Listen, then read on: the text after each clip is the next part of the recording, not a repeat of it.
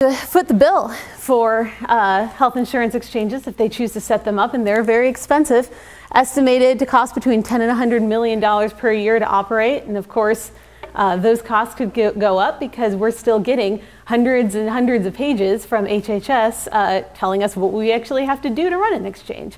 So very, very expensive. Basically, state taxpayers are footing the bill for Washington's mandates. But here's where it gets really interesting and where it will really apply to you on a personal level. See, the law says that there are certain tax credits available to individuals through state exchanges only. The law is very, very specific on this. Individuals that make between 100 and 400% of the federal poverty level are eligible for premium assistance tax credits, and that allows them to purchase insurance on a health insurance exchange. Now, that might, despite what you might think about subsidies and tax credits and the whole healthcare reform system, that might sound like it's not so bad for the individual who is receiving the tax credits. But it's interesting because receiving those tax credits could mean that someone who is otherwise exempt from the individual mandate will now be subject to it. That's because the mandate has an income exception. So if you make below a certain amount of money and your contribution rate would be a certain percentage of your income, 8%, then you don't have to comply with the individual mandate. You can purchase, say, a high deductible health insurance plan, something that would keep your premiums low so that, so that you can have an HSA and things like that. If you are eligible for a tax credit because your state has decided to run an exchange, suddenly now you're going to have to comply with the individual mandate or pay a fine. Your high deductible plan that you might want will no longer be good enough. So one problem with setting up a state exchange. All right. Now, these tax credits trigger all sorts of fun things. So remember, the tax credits, which are available only in state exchanges, very specific in the law, they trigger these cost-sharing subsidies.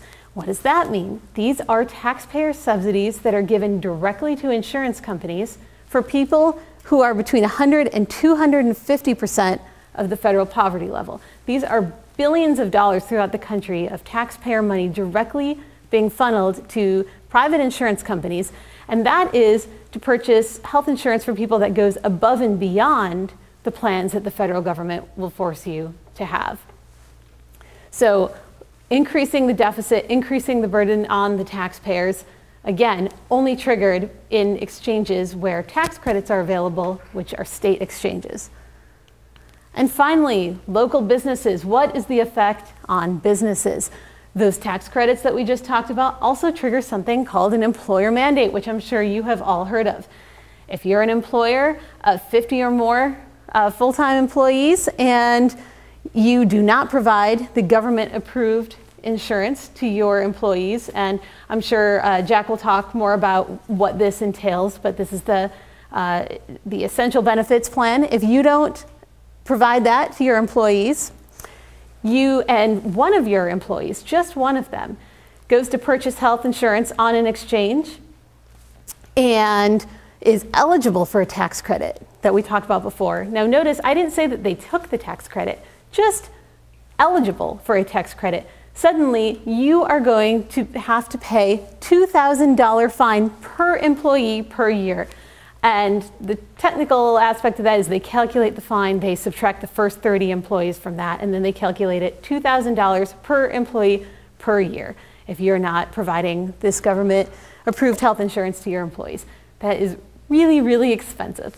Another aspect of this is that, say you're providing insurance to your employees, but you're not providing what the federal government considers to be affordable insurance.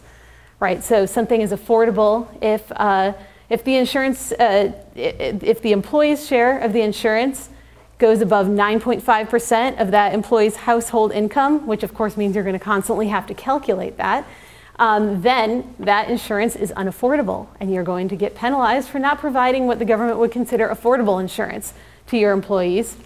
That means that you're penalized $3,000 per employee that is eligible for a tax credit. It's actually the lesser of $3,000 per employee or this $2,000 fine here. So you are going to have to pay for not providing affordable insurance. Again, though, these things are only available, or only applicable rather, in a state exchange, not in a federal exchange. Another reason that states might not want to set up their own exchange is that exchanges in fact violate healthcare freedom. In Arizona, we have something called the Healthcare Freedom Act. It's part of our Constitution. It is also part of 4 other states' constitutions, and in fact, 17 states across the country have a form of Healthcare Freedom Acts. In a nutshell, Healthcare Freedom Act says that government can't compel you to participate in any particular health plan. And the statute defines compel very broadly. It defines it to include taxes. So, in other words, something like the individual mandate, the employer mandate, would violate the Healthcare Freedom Act. Now, remember that we talked about tax credits, which are only available in state exchanges, and we talked about how tax credits trigger the individual mandate because they will subject more people to the individual mandate who would have otherwise been exempt, and they will subject employers to the employer mandate. So, in other words, if a state chooses to set up an exchange, it's imposing taxes on individuals and taxes on businesses in direct violation of the Healthcare Freedom Act. And on top of which, we talked about states having to report personal information to the IRS, another form of coercion to participate in a particular healthcare system.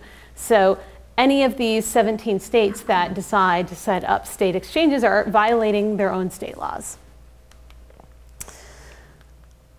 And as a result of all of those things, many states are saying, you know what? Not for us. We're not going to set up state exchanges. Now you see a lot of numbers floating out. I'm using 32 states have opted out of state exchanges. That number ranges anywhere from 26 to 32. For our purposes, this number here includes states that have either completely opted out and decided not to participate, and so a federal exchange will be set up in the state, or they've decided to do what is called a partnership exchange. A little bit different. States and federal government both participate, but for our purposes, we're going to consider federal and partnership exchanges the same, because for purposes of whether or not they trigger the tax credits, the subsidies, and the employer mandate, they're the same. So 32 states will not be imposing these things on the individuals within their state and on the businesses. And notice I mentioned the Healthcare Freedom Act. 15 out of 17 Healthcare Freedom Act states have already stepped up and said that they will not set up exchanges. The federal government will have to come in and set up its own exchange. So what does this mean for the law's fate? This is where that introductory portion comes in. Remember we talked about how everything sort of depends on each other, the old woman who swallowed the fly. Well, we know how the old woman who swallowed the fly ends, right? It sort of is the same thing. In this case, if enough states don't set up exchanges, then those pieces of the puzzle are not going to fit together, right? We will not get enough people to participate in this system. The insurance companies won't be able to meet their mandates, and there's going to be some difficulty. Now, the federal government didn't expect this to happen, of course, because they thought states would be so excited to accept these tax credits and accept these subsidies, and they thought the insurance companies would really put a lot of pressure on the states because we know that they want these subsidies and these tax credits so that people will buy their products, and they thought there would not be a problem at all in getting states to participate. Unfortunately for the federal government, they were wrong, and we already have 32 states that have said that they're not going to participate. So you would think that that would bring everybody back to the drawing board, and we'd have to decide how to make this law work in a more fair and reasonable way.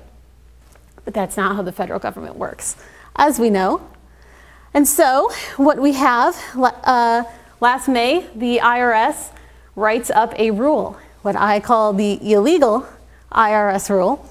the IRS has taken it upon itself to rewrite the law that Congress wrote so that all of those goodies that we just talked about are actually applicable across the board, whether the federal government sets up the exchange or the state set up the exchange. So just briefly, we talked about the things that are only available in a federal exchange: the tax credits, the subsidies, and the employer mandate, right? Excuse me, only in a state exchange. In a federal exchange, none of those things exist. The law is very clear on this. But the IRS decided, no, to make this law work, since the states aren't helping us out, we need to rewrite the law and extend those things into the states that have decided not to participate. That means that 350,000 Arizonans will now be forced to purchase government-approved health insurance. 350,000 Arizonans that would otherwise be exempt from the federal health insurance law are now subject to the individual mandate. Direct subsidies and taxpayer dollars to insurance companies will now flow through the state of Arizona. And finally, and probably most important to you, the employer mandate, the $2,000 or $3,000 per employee fine, is now going to be imposed by the IRS in the state of Arizona. So what do we do about this? Well, for the states that are still on the fence, or for the states who have decided to set up state exchanges, they can always opt out at any time. Arizona has already opted out, but other states can opt out at any time. They can ban and refuse exchanges. But for Arizona, which has already decided to shelter its citizens and its businesses from the major effects of this law, well, if the IRS decides to impose its rule, which is illegal and contrary to the federal health insurance law, then businesses and individuals within the state of Arizona can sue the IRS.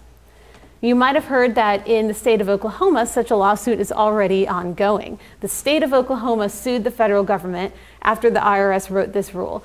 As an employer, the state of Oklahoma said, you know, we purposely chose not to set up a state exchange because we wanted, as an employer, not to have to be subject to this mandate, and we wanted to shield our employers within our state from this mandate and possibly attract other employers to the state because of that. We wanted to shield some of our individuals from this mandate.